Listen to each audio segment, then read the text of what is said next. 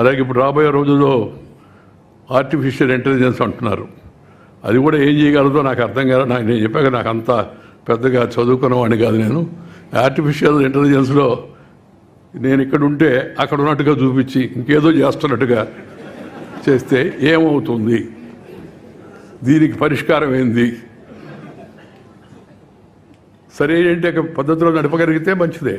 ఇప్పుడు సోషల్ మీడియాని కాస్త అదుపులో పెట్టాలనేది కేంద్రం ఏదో కొన్ని తీసుకొస్తుంటే దాని గొడవ చేస్తారు. అంతా కూడా మీరు ఎట్లా కంట్రోల్ చేస్తారని. కంట్రోల్ చేయకపోతే వచ్చే పరిణామాలు ఏందో మీరు చూశారు. ఆంధ్రప్రదేశ్లో ముఖ్యంగా సోషల్ మీడియాని ఎలా వాడుకునేట్టుగా చేశారు. దాని పరిణామాలు ఏమిటి, దాని పరిణామాలు ఇప్పుడు కొంతమంది అనుభవిస్తున్నారు. అదేమంటే మేము అనుకోలేదు, నేను కాదండి, ఆయన ఎవరో ఎక్కడి నుంచో చెప్పాడు. ఆయన చెప్తే నీకు బుద్ధి ఉండబడలే చేయడానికి, సింపుల్. అది వేరే విషయం అనుకోండి. నేను రాజకీయాల్లోకి ఆ వ్యక్తుల గురించి పోను, నేను రాజకీయాల్లో లేను నేను ఇప్పుడు.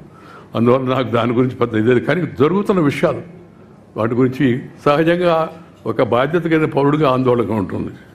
అందువలన చరిత్ర అనేది కేవలం చరిత్రకారులు లేకపోతే రచయితలకు మాత్రమే పరిమితం కాకూడదు. అది సమాజంలోని అందరి యొక్క బాధ్యత.